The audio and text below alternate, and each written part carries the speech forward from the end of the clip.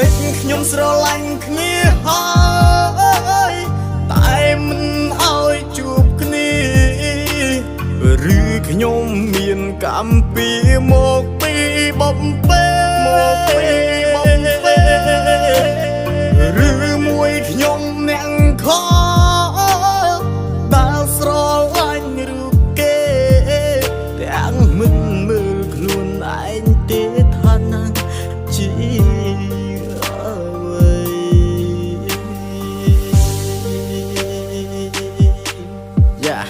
អ្នកមីងគាត់ស្ដីខ្ញុំថាមិនដេចមិនមើលខ្លួនអាវ៉ាឯងទៅជន់លៀនក្នុងដីឯកូនស្រីមីងដូចទេវតាមិនគួរណា